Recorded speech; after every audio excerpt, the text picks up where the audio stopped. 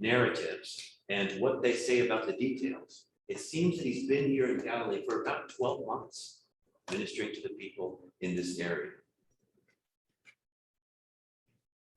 He's there because he's not willing to go down to Judea. He just doesn't want to. And it's not because he's afraid. It's because it's not time to be there. So he's not avoiding Judea out of fear. He's avoiding Judea out of strategy. You see, there were times of conflict he's already experienced, both in Galilee and down in Judea. And we see that he didn't shy away from those times. In fact, he pressed the conflict. We also know there's going to be more conflict to come. So you don't want to see him as just not up to the task of more conflict. You want to see him as carrying out a purpose. And that purpose is moving forward according to a specific plan. It's just not time. Specifically, it says Jews were seeking to kill. And they were seeking to kill him, not as Jewish people ethnically. We know that because there are Jews in Galilee and there are Jews in Judea. And so it's not just that we're talking about a nationality here. We're talking about those Judean leaders, the leaders of the Jews down in and around Jerusalem. They were the ones who were seeking to kill him. Now you remember when we were in the end of chapter 6, there were plenty of people that were angry with Jesus. Many of his disciples left him. The Jews were grumbling against him.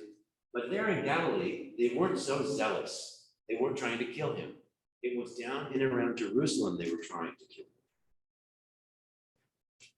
Jesus had been down there at the first Passover that we have of his public ministry. You remember what he did? Cleansed the temple, drove the people out. This brought great shame upon the religious leaders because they were the ones who had designed the whole system of buying and selling in and around the temple. Later, we know he was in Bethesda healing a man there, and this resulted in a time of teaching, and the outcome of that teaching was they were trying to kill him. They were working together trying to do away with him there. So the atmosphere is established as far as what's going on down there in Jerusalem and what's going on up in Galilee. He continues to work up in that area. Even though many have turned away from him, he continues there. So we move from the location now to the season, the timing of what's going to be said here by John. Verse 2. Now the feast of the Jews, the feast of booths, was near. The feast of booths, the feast of tabernacles, it's known also. More simply, if you and I were to name this feast, we would call it the Feast of Tents. This was one of the primary feasts in Israel. There were 3 great pilgrimage feasts each year. And they were called pilgrimage feasts because these were feasts where all the males were required to come down to Jerusalem to celebrate the feast. Now, oftentimes, family members would come as well. These 3 great pilgrimage feasts were, number 1, and we'll move through the calendar in the order here, the Feast of Unleavened Bread. This was in the springtime. This was connected with the Passover. That was the first one of the year. The second one was called the Feast of Weeks.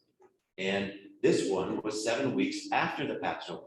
It was better known for you and me as Pentecost. And this is what we read about in the book of Acts. That's what's going on there. And then the book of Acts, I should say, that second chapter, when the Holy Spirit comes upon the people, creates the church at that first gathering there.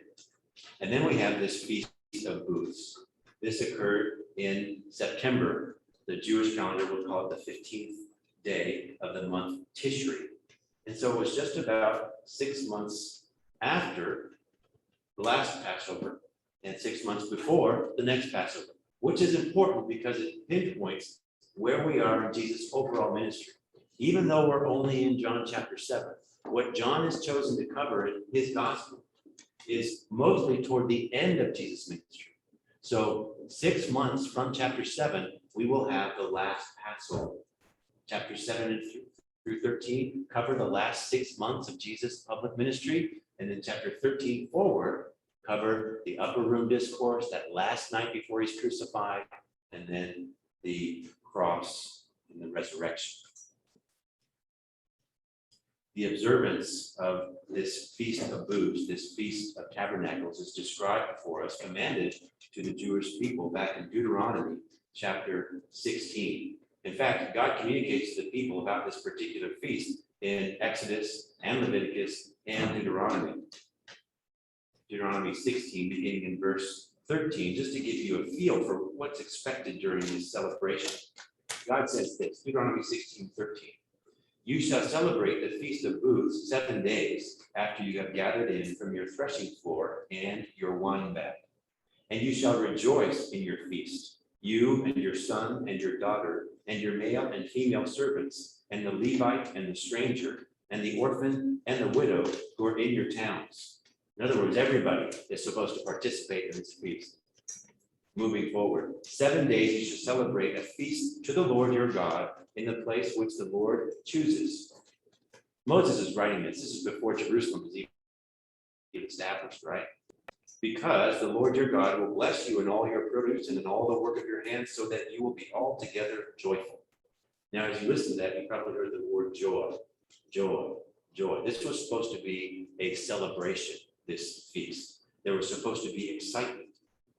It lasted 7 days, as we read. And then in the days of Nehemiah, there was an extra day added to it. So it was an 8-day celebration by the time we get to the time of Christ. Twofold purpose. Number one, there was the end of the harvest. In fact, this feast has even another name, and it is called the Feast of Ingathering. Number two, and here's the significance for what God has intended for calling all the people of Israel together for this particular event. It was the commemoration of Israel living in tents during their wilderness wanderings. And the timing of this, it couldn't be better, because they were called to remember their time in the wilderness immediately following the day where their prosperity would be best understood. And their prosperity would be best understood because they had just harvested everything.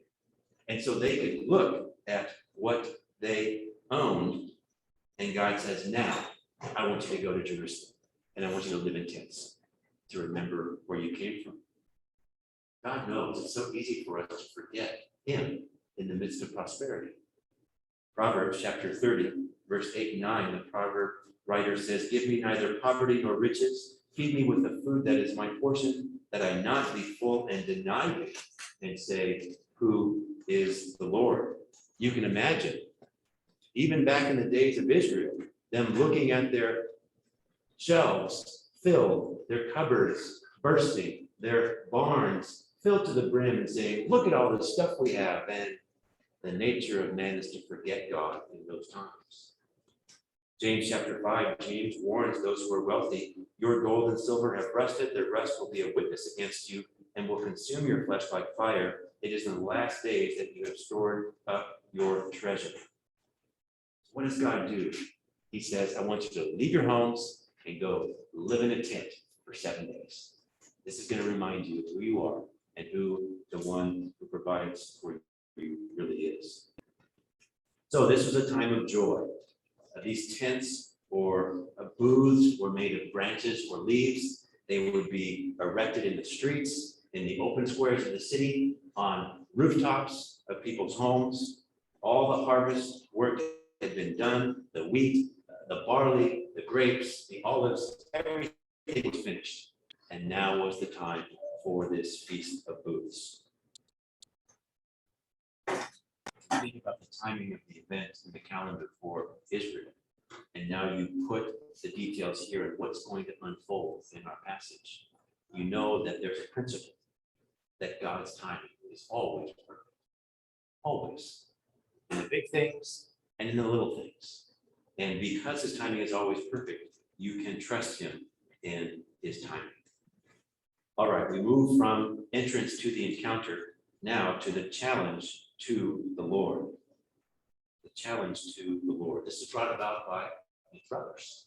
And in verse 3, we have instruction, not from Jesus to his brothers, but the brothers to Jesus. Look at what happens here.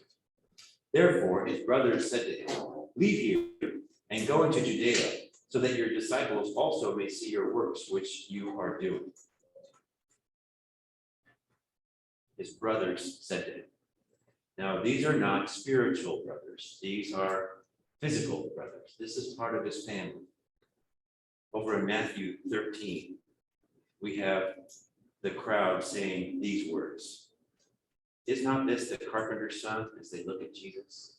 Is not this his mother called Mary, and his brothers James and Joseph and Simon and Judas?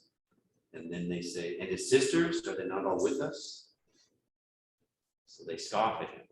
So we know he has at least 4 brothers and at least 2 sisters, because they use the word sisters plural. We don't know if there were any more. And all of these sisters and brothers are, of course, only half siblings, because they were children naturally born from Mary and Joseph. In fact, if you looked at all of them together, probably Jesus' younger siblings look more like their father than he did because of his incarnation. So all of them are younger, of course, and they come to Jesus. At least 2 of these brothers come to him, and they say this, leave here and go into Judea. 2 commands. They tell him what to do. It could be they're saying, go establish your residence down. What you're doing up here in Galilee, it's not really helping you. They say, you should do this so that, middle of verse 3, that your disciples also may see your works which you are doing. Now, he has disciples there in Galilee, of course. He has the 12 with him, of course. And it could be that these brothers are referring to those that he had gained as followers down in and around Jerusalem in his last time there. It could be they're wanting to have him bring his disciples down there, and the disciples can be strengthened. We don't know precisely, but we do know they say, this is what we want you to do. We want your disciples to see the works that you're doing. Now let me ask you this. Can the brothers see the works that Jesus is doing? Yes. He's doing these works right around where they live. They can at least hear about his teaching. They can observe his feeding. They can see the outcome of his healings. He's even raising the dead. These brothers are saying, we want you to invite these people to recognize you for who you really are. Jerusalem, in their minds, would be an appropriate place for Jesus to manifest himself as Messiah. It was widely believed in those days that the Messiah would show himself in a great display, some spectacular way that he told. One rabbinic tradition said, actually it still says, that he will come, stand on the roof of the holy place. Then he will announce to the Israelites, you poor, the time of your redemption has arrived. Now, Jesus has proclaimed that, but it's just been so quiet in the brothers' thinking. They give more of their reasoning in verse 4. Instructing him in verse 3, the reason in verse 4, for no one does anything in secret when he himself seeks to be known publicly. If you do these things, show yourself to the world.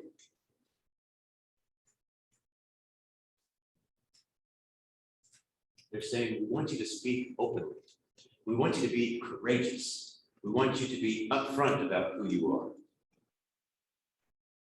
And then they say, if you do these things, show yourself to the world. What do they mean if you do these things? Are they really paying attention to what's going on? Show yourself to the world. Here's the 3rd command they give. Now, at this point, we can wonder what their motives are. On the positive side, we could see that, well, they see the smallness of their brother's ministry. They see that there's not many people following after him by the world standards. If he is truly proclaiming to be the Messiah, why in the world is he back here in Galilee? I mean, this is a backwater compared to the capital city. We might call it flyover country if we lived on the coast like we do here in our country. The people from Galilee were just not seen as sophisticated. And the brothers knew that. They're saying you can't make the claims you're making and not share it with key people in key places. It would be like you and me hearing about somebody who's proclaiming himself to be the king of the world and you just live down the street. No, that doesn't really go together. There needs to be something more spectacular about this. So they're just trying to move through common sense in their thinking. Remember, at first, the brothers were friendly. Back in chapter 2, we read about them. They're together with Jesus at a wedding, and so they're all functioning together in their home area. But on the negative side, and this is the direction we're going, what are they saying? They're saying, prove yourself. I mean, you're saying you're the Messiah. You need to prove it. It seems like they almost think he will fail. They're hoping for it.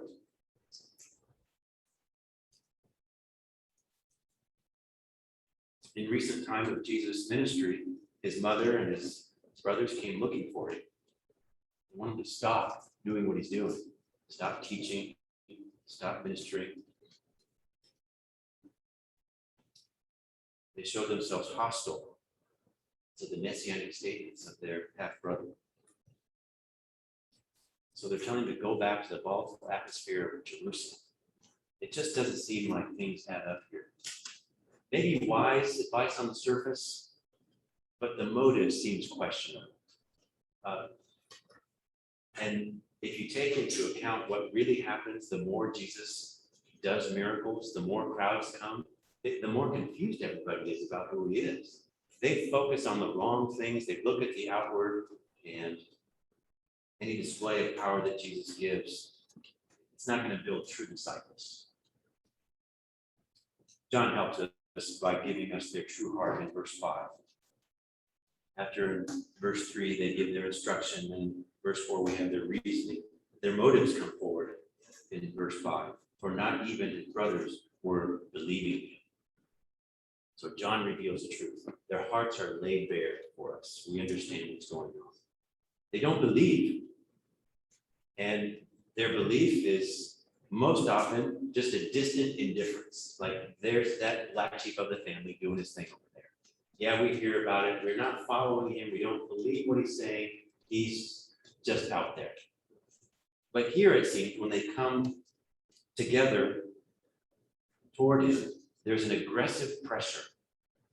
So as Jesus is walking around Galilee doing ministry, the brothers are disbelieving in him.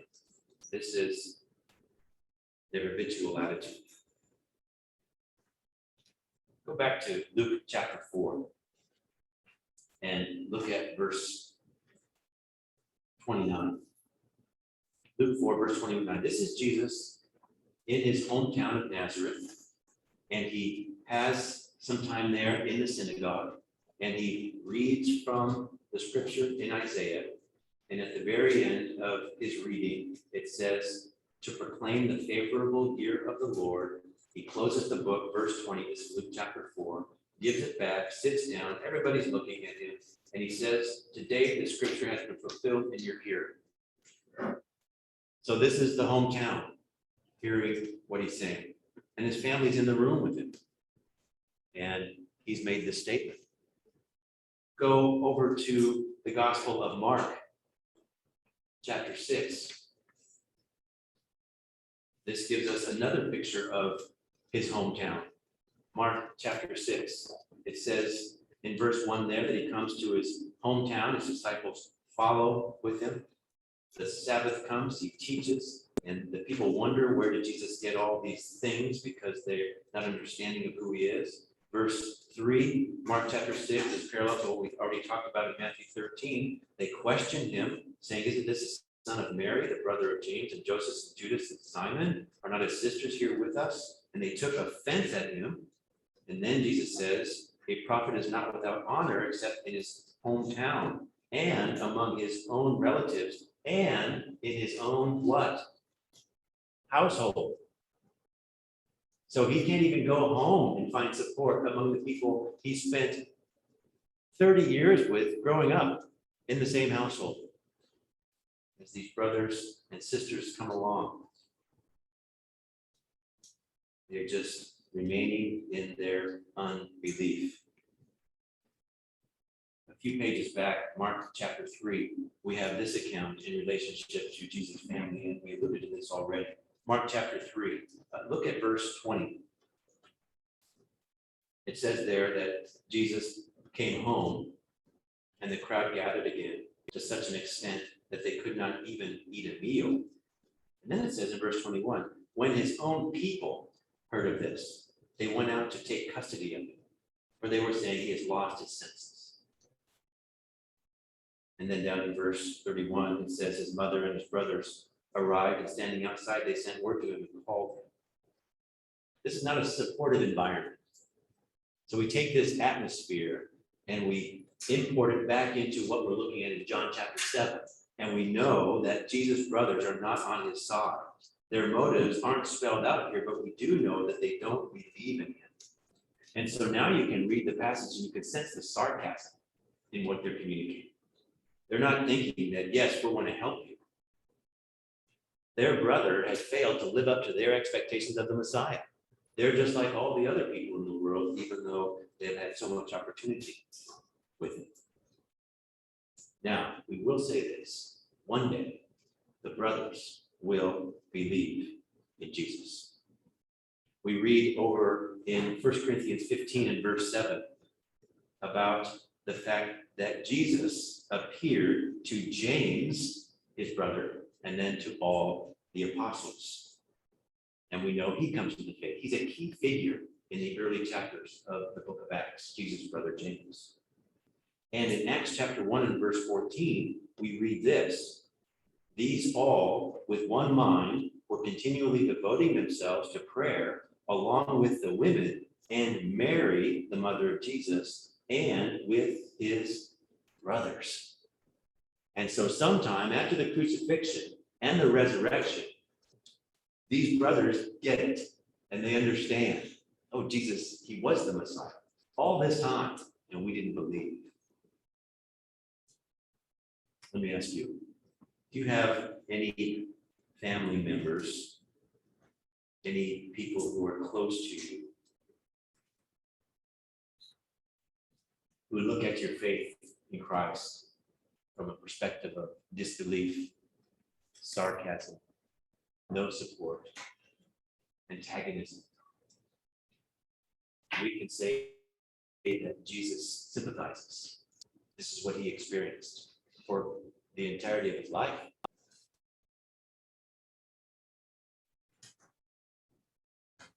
As you think about God's timing for others, looking at these brothers, understand that God's timing for them is perfect. And as you think about people around you who do not know the Lord, trust him that his timing is perfect in their lives and continue to be faithful the way Jesus was, ministering, showing patience, communicating the gospel, living out a righteous life before them. And God will take care of all the details. Now we move to the explanation to the brothers, beginning there in verse 6. John's given us the entrance to the encounter, the challenge to the Lord, now the explanation to the brothers. So Jesus said to them, my time is not yet here, but your time is always opportune. Elsewhere, Jesus calls his time his hour when he says, my time is not yet here. Two details we can see just in the opening words of verse 6. Number one, this time he's talking about is predestined. He's heading in this direction, but it's not yet here. And he knows it. Second, it is fitting. My time is not yet here, so he's not going to do what his brothers want him to do. There's an appropriateness to this time that will fit the details about which Jesus will speak now. there will be an occasion for him to show himself publicly to all the authorities as the Messiah, but not yet. You see how he says in verse 6, my time is not yet here? You remember another time he said this to a family member? Back in chapter 2. John chapter 2, look at verse 4. Jesus' mother has just told him they ran out of wine. And Jesus says, woman, what does that have to do with us? My hour has not yet come. And so you can see with this understanding of the time, the hour, they were not on the same page. And that makes sense because they weren't believing in him.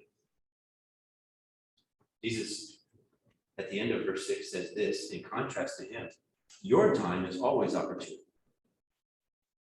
The brothers had the obligation to go to the feast, and they could go down there whenever they wanted because the people in Jerusalem were indifferent toward the brothers because they were on their side. They were not believing in Jesus. They can have association with the world whenever they want, wherever they want. This is the way it is with people living in no awareness of God. They're not in tune with God's direction. Jesus, in his very essence, was antagonistic to the world because of his righteousness. Verse 7, Jesus goes on and says, the world cannot hate you, but it hates me because I testify of it that its deeds are evil. The world is not even able to hate you. Why is that? That's because of what we call the law of moral correspondence. If you can find people on the same level as you morally, you're going to be on the same side because they're with you. You think the way they think the way you think.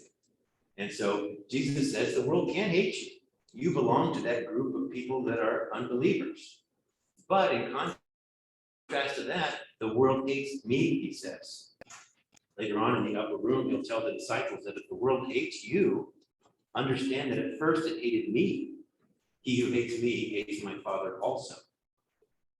So again, Jesus is pressing the conflict here with his brothers. He is saying to them, what you have inside is not just some neutral indifference. What you have inside is positive dislike. Why does the world hate? Because I testify of it that its deeds are evil. We've heard this several times already in the Gospel of John. This is why the world feels as it does toward the Lord.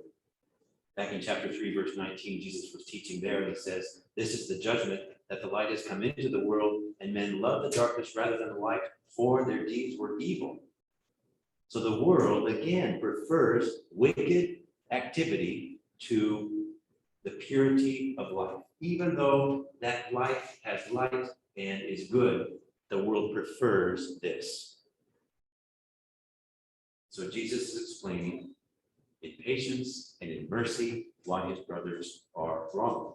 They're focused on acceptance, popularity. Jesus knows this is not possible because we're in the world. I'm never going to be popular. We're not saying that Jesus was a prophet of doom and gloom. His message was positive. But to understand the positive, the good news, you got to admit the negative, your own sin. And the world just wasn't willing to do that.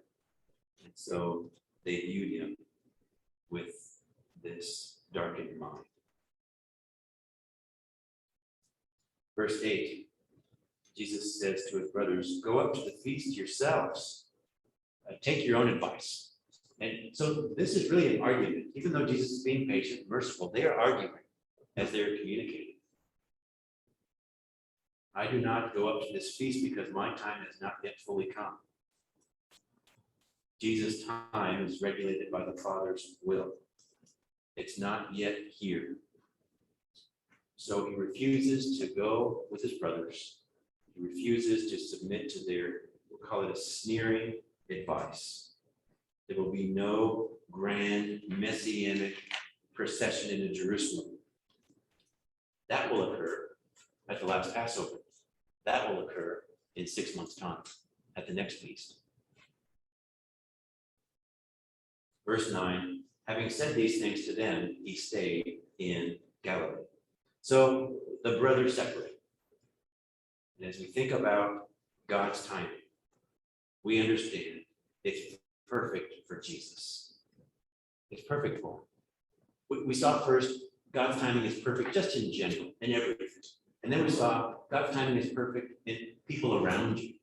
When we think about Jesus, God's timing is perfect in his life as well. In the fullness of time, he comes as a baby in the manger. We see that each step of the way, God directing Jesus, God in the flesh, in his timing.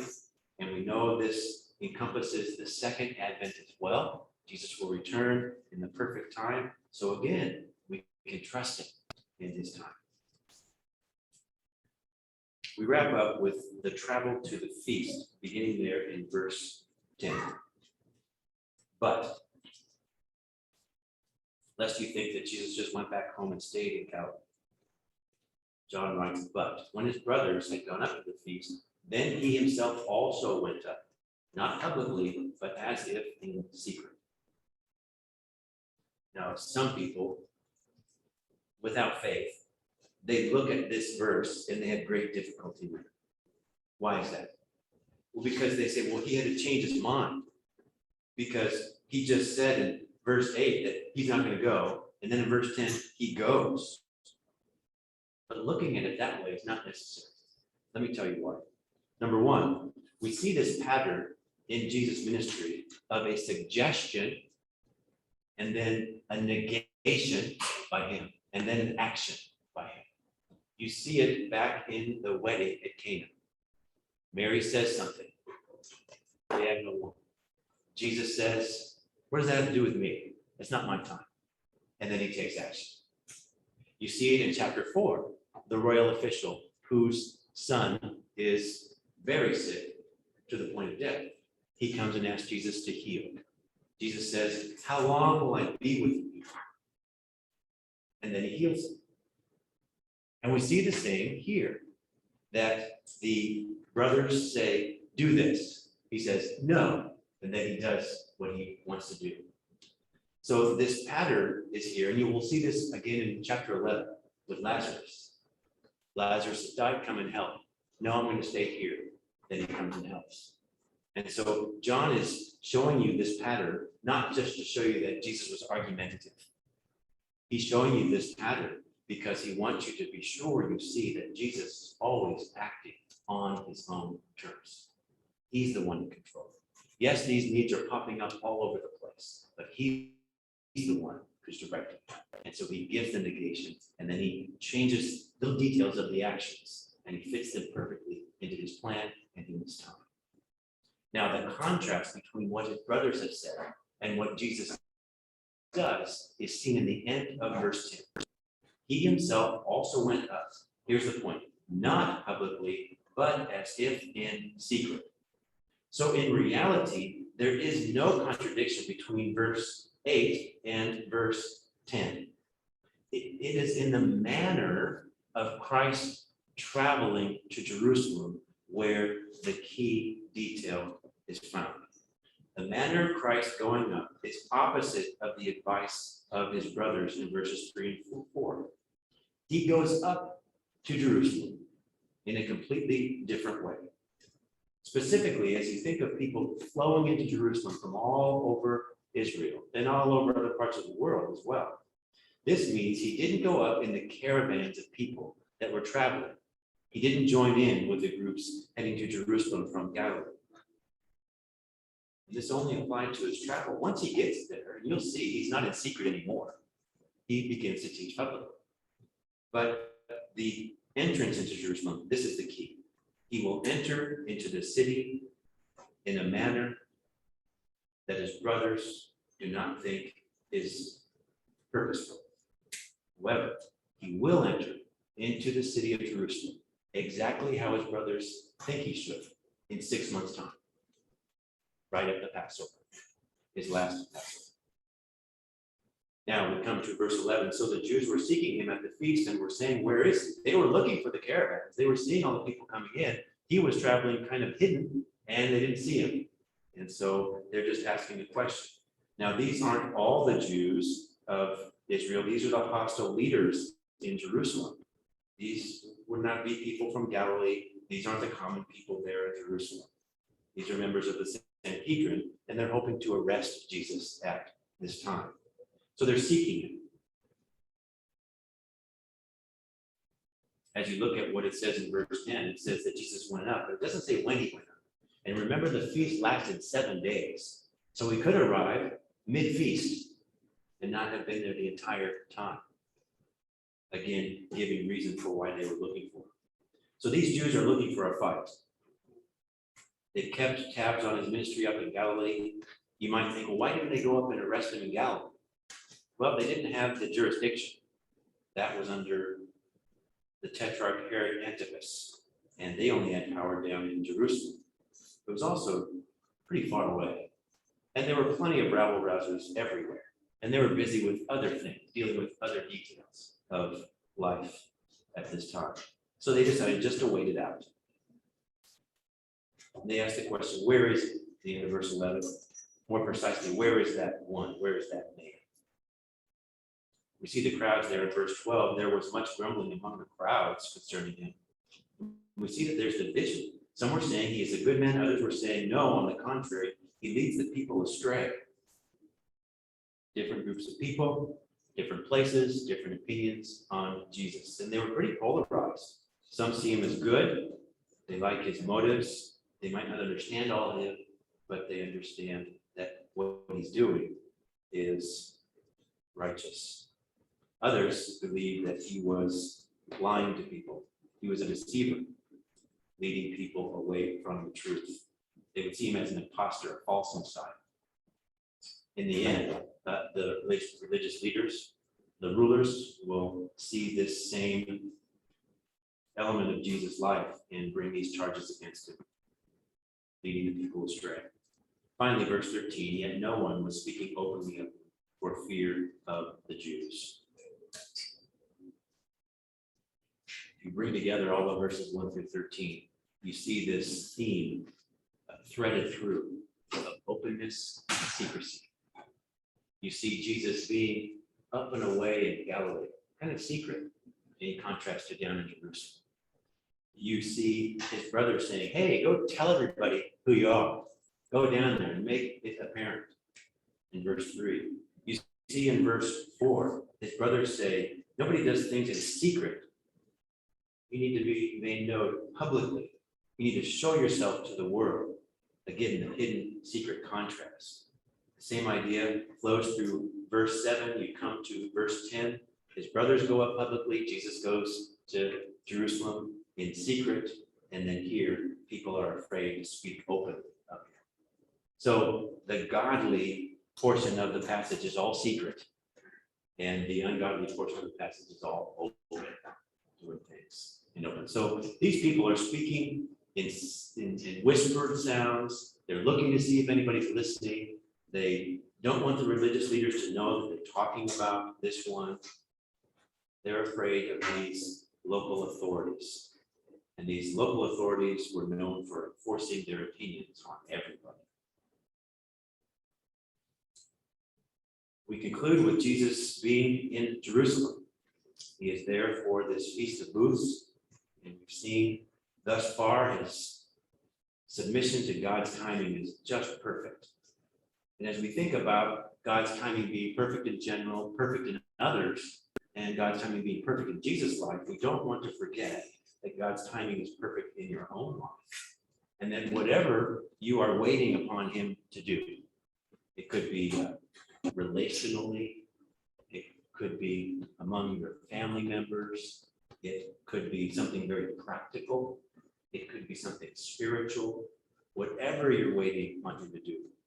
The fact of the matter is you're still waiting because it wasn't perfect timing for that to have been done already. It may seem long, it may seem not quite right, but you trust God. You know that his timing is perfect.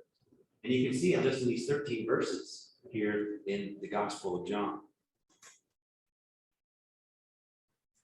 Jesus, in perfect timing, departs Galilee. And interestingly, John never goes back to Galilee. The rest of the time, we see Jesus in Judea and doing ministry elsewhere. We move again through these next 6 months of public ministry into the upper room discourse for many chapters, and then this hour will be upon us.